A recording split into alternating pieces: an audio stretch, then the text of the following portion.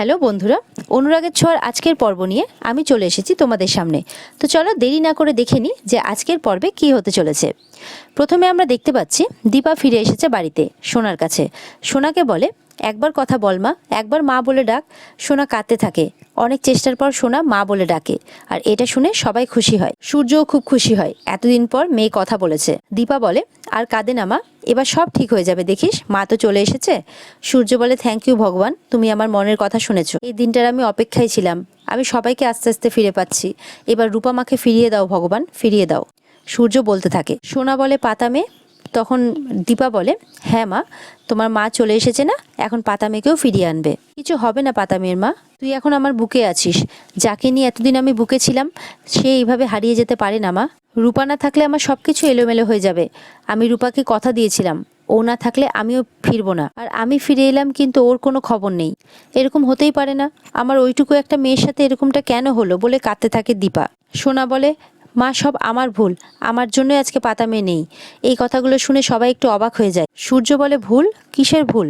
তখন দীপা বলে, সোনা মা তুই এরকম কেন বলছিস মা, এরকম বলতে নেই মা। তখন সোনা বলে, আমি দোষী, আমি বলে উপরে চলে যায়। দীপা বলে, ডাক্তারবাবু এসব কি শুনছি, ও কি বলে গেল? তখন সূর্য বলে, তোমরা যাওয়ার পর ও একটাও কথা বলেনি, আর আজকে বললো তো এই সমস্ত কথা, এই সমস্ত কিছু চলছিল ওর মনে, আর আমরা কিচ্ছু বুঝতে পারিনি। কাকিয়া বলে, আমাদের না একবার সোনার সাথে কথা বলা উচিত। তখন দীপা বলে, আমি যাচ্ছি। দীপা চলে যায় সোনার কাছে। অনুজা বলে, আমি যাব। তখন সূর্যের বাবা বলে, না না তুমি যেও না। এতদিন পর মেয়েটা তার মাকে পেয়েছে। বোনকে হারানোর পর থেকে সে একদম চুপ করে গেছে, এতদিন পর কথা বলেছে। ও যেই কষ্টটা পেয়েছে সেই কষ্টটা ভোলাতে ওর মাই পারবে, তুমি দেখো। সূর্যকে বলে তার বাবা তার মেয়ের কাছে যেতে, তোর ওখানে থাকাটা দরকার। এদিকে জয় তার মার কথা জিজ্ঞাসা করে। জয়ের বাবা বলে, কোমায় রয়েছে, তার কোনো ইমপ্রুভমেন্ট তো নেই, তবে আমি কিন্তু আশায় বুক বেঁধে রয়েছি। দীপা ফিরে এসেছে তো, দেখবি তোর মাও ফিরে আসবে, তোর মাও একদম সুস্থ হয়ে উঠবে। তুমি বলে, আচ্ছা বাবা, মাকে বাড়িতে এনে ট্রিটমেন্ট করালে হয় না? ওখানে কীরকম আছে, কিভাবে হচ্ছে না হচ্ছে? তখন সূর্যের বাবা বলে, না মা, ওখানেই ঠিক আছে, কোমায় আছে তো, একটা কেবিনে আছে। আর আমি তো যাচ্ছি, দরকারে বেদরকারে আমি তো সবসময় যাচ্ছি, অসুবিধে হবে না। দীপা এসে গেছে তো, দীপাই তো খাদের নিচ থেকে তোর মাকে উদ্ধার করেছিল।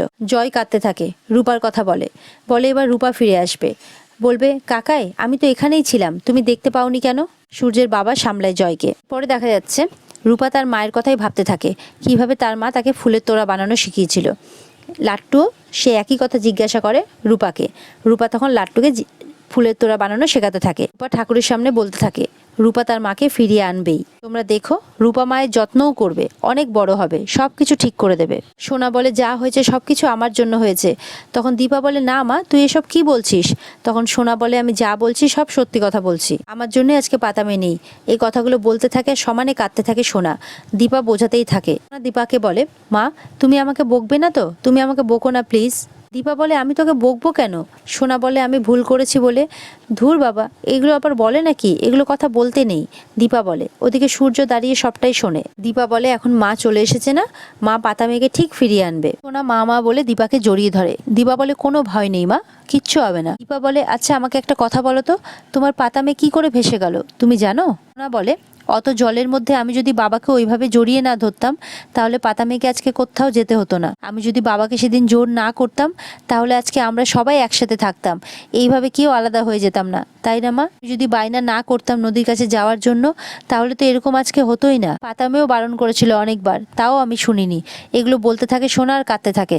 আমরা দুজনেই তো টুইন্স, আমরা দুজনেই তো একসাথে তোমার পেটে ছিলাম, কিন্তু আজকে ও নেই বলে কাঁদতে থাকে সোনা। তো সবকিছু একসাথে, আজকেও হারিয়ে গেছে শুধুমাত্র আমার জন্য। সূর্য বলে, হে ভগবান, আমার এইটুকু একটা মেয়ে নিজের মনের মধ্যে এত কিছু চেপে রেখেছিল, আমাকে মুখ ফুটে কিচ্ছু বলেনি, যা যা হয়েছে সবকিছুর জন্য নিজেকে দায়ী করেছে। হে ঠাকুর, এই না জানতে পারা শাস্তি তুমি আমাকে দাও, তুমি আমাকে দাও ঈশ্বর, ওদের দিও না। সূর্য বলতে থাকে। সোনা মায়ের মা সোনা মায়ের কাছে ফিরে এসেছে। এরপর যখন রূপা তার বাবার কাছে ফিরে আসবে তখন বেশ আমরা আবার সবাই একসাথে থাকবো, তাই না? এভরিথিং উইল বি ফাইন সোন। হে ভগবান, জানি না আমি কোন পাপের এগুলো শাস্তি পাচ্ছি, আর কতদিন এগুলো সহ্য করতে হবে জানি না। সূর্য বলতে থাকে। দীপা সূর্যকে বলে, পাপ পুণ্য নিয়ে না হয় পরে ভাবা যাবে ডাক্তারবাবু, আপনি আগে বলুন তো যে রূপা ভেসে গেল কি করে। সূর্য বলে, অনেক চেষ্টা করেছিলাম দীপা, কিন্তু রূপাকে ধরে রাখতে পারিনি, দুটো মেয়েকে ধরে রাখতে পারিনি আমি। দীপা বলে, মানে? সূর্য বলে, আমার হাতটা ছেড়ে গিয়েছিল। দীপা বলে, হাত ছেড়ে গিয়েছিল? আপনি ওইটুকু একটা মেয়ের হাত ধরে রাখতে পারলেন না ডাক্তারবাবু? তখন কাকিয়া আসে। কাকিয়া বলে, তুমি আবার সূর্যকে অবিশ্বাস করছো? একটা মিথ্যেকে আশ্রয় করে তুমি আবারও ওর দিকে আঙুল তুলছো। সূর্য বলে, কাকিয়া, দীপা যা বলছে ঠিকই বলছে, প্লিজ ওকে কিছু বলো না। সূর্য বলতে থাকে, বিশ্বাস করো দীপা, আপ্রাণ চেষ্টা করেছিলাম আমি। কাকিয়া বলে, তোমাকে এটা বুঝিয়ে দিতে হবে না, আমরা সবাই জানি। কাকিয়া দীপাকে দোষ দিতে থাকে, দীপার উপরে রাগ করতে থাকে, কারণ বলে সূর্য তার জান প্রাণ দিয়ে দিয়েছে রূপা মামামকে বোঝাতে। সূর্য তখন দীপাকে বলে, আজকে রূপা আমার জন্য ছুটেছে, আমি রূপাকে ফেরত নিয়ে আসবো, তো স্বাভাবিকভাবে তোমার হাতে তুলে দেবো আমি ওকে। সোনামা, আই প্রমিস ইউ, আমি তোমার বোনকে ঠিক খুঁজে আনবো, কথা দিচ্ছি তোমাকে। সূর্য বলে। দীপা বলে, আপনি সব রকম চেষ্টা করবেন আমি জানি, কিন্তু আমি তো আপনাকে 2 মেয়ের দায়িত্ব দিয়ে গিয়েছিলাম ডাক্তারবাবু, আমি আপনার উপর ভরসা করেছিলাম, রূপা আপনার উপর ভরসা করেছিল। আমি জানি না আমার রূপা কোথায় আছে, কেমন আছে, আমি কিচ্ছু জানি না। দীপা বলতে থাকে আর কাঁদতে থাকে, আমি এখন আমার মেয়েকে কোথায় খুঁজবো? 2 মেয়েকে বাঁচাতে আমি নিজে হাত ছেড়ে দিয়েছিলাম, নিজে মরণ স্বীকার করেছিলাম, তো কি হলো সেই আপনি, বলে কাঁদতে থাকে দীপা। কাকিয়া বলে, তুমি আবার সূর্যকে কাঠগড়ায় তুলছো? আমি না কি বলবো তোমাকে, তোমাকে কিছু বলার নেই, আমার না বিরক্ত লাগছে, বলে কাকিয়া চলে যায়। বলে, তুমি আমাকে অপরাধী ভাবছো দীপা? দীপা তখন বলে, না ডাক্তারবাবু, আমি আপনাকে অপরাধী ভাবছি না, আমি আমার মেয়েটার কথা ভাবছি। ও অতটুকু মেয়েটা কি সহ্য করছে কে জানে, ও জলে ভেসে গেছে, ও কোথায় আছে কেমন আছে আমরা কিচ্ছু জানি না, যতই সবাইকে বলি না কেন ও ফিরে আসবে, এই সব কথা আমি যতই ভাবছি ততই, এই বলে কাঁদতে থাকে দীপা। সূর্য বলে, আসল দোষী আমি দীপা, আমি পারিনি, বাবা হিসেবে আমি হেরে গেছি দীপা, আমি পারিনি, আমি হেরে গেছি, কিন্তু আর হারবো না, আমি কথা দিচ্ছি তোমাকে, রূপা মাকে যেখান থেকে হোক আমি খুঁজে বার করবই, আমি ওকে সুস্থ করে তুলবই, তারপর আবার সব সব আগের মতো হয়ে যাবে। সূর্যের হাত পড়ে তালপাতার সেপাইয়ের উপর। দীপা অবাক হয়। সূর্য বলে, এটা সেই তালপাতার সেপাই যেটা তুমি ওদেরকে দিয়েছিলে। তখন দীপা বলে, না তো, এটা তো সেই তালপাতার সেপাই নয়। সূর্য তখন বলে, তাহলে এটা কোত্থেকে এলো? দীপা বলে, আমার কি মনে হয় জানেন তো, এটা রূপা এনেছিল। সূর্য বলে, কি বলছো তুমি, রূপা এনেছিল? তার মানে রূপা যদি এনে থাকে তার মানে রূপা এসেছিল এখানে, রূপা এই বাড়িতে এসেছিল আর দেখা করলো না কারোর সাথে? না না না, ইউ মাস্ট বি রং, ও যদি এসে থাকে তাহলে আমাদের সাথে দেখা করবে না? যদি এসে থাকে তাহলে তো আমাকে ছুটে এসে জড়িয়ে ধরতো, বলতো, বাবা আমি ফিরে এসেছি, রূপা মা তোমার কাছে ফিরে এসেছে, ওর বোনের কাছে ফিরে আসতো। না না না, রূপা আসেনি এখানে। দীপা বলে, এটাও তো হতে পারে সে এসে ফিরে গেছে। বলে, মানে? দীপা বলে, যদি ওর অভিমান হয়ে থাকে। বলে, সেদিন আমি ওর চোখে অভিমান দেখেছিলাম, বাবা হয়ে আমি ওকে ভরসা দিতে পারিনি, ও অভিমান করেছে। দীপা নিজের হাতে ফুল বানিয়ে সবাইকে দিচ্ছে, বলে, এই ফুলটা ঠাকুরকে দিও। তারা টাকা দিতে গেলে রূপাকে বলে, না না টাকা লাগবে না, এই ফুলটা সবাই তোমরা দিও ঠাকুরকে, আর নিজেদের জন্য প্রার্থনা করো। তারা বলে, আর রূপার জন্য কি চাইবো? রূপা বলে, যদি মনে থাকে তাহলে বলো যে রূপা যাতে তার মাকে খুঁজে পায়। বলে, টাকা লাগবে না গো, রূপা বললো না, নিয়ে নাও ওটা।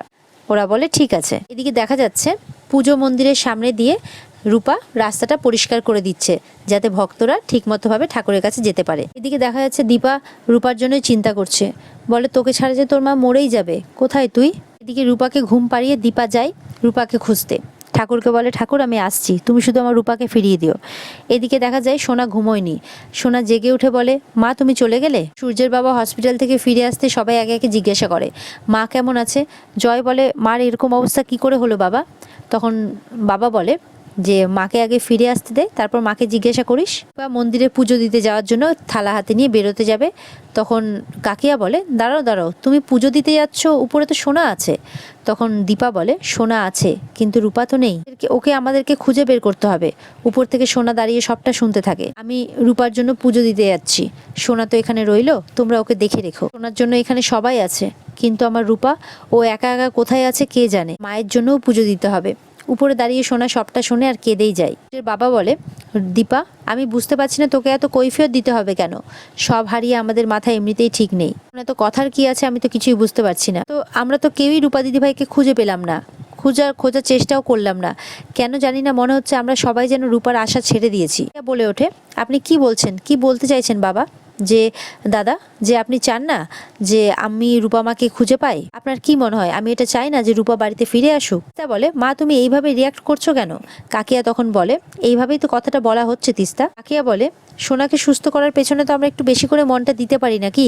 এতদিন বাদে মাকে পেয়ে সবে সবে কথা বলতে শুরু করলো, মন খুলে কাঁদলো মেয়েটা। সোনার সঙ্গে একটু থাকো না দীপা, সোনাকে একটু সময় দাও না।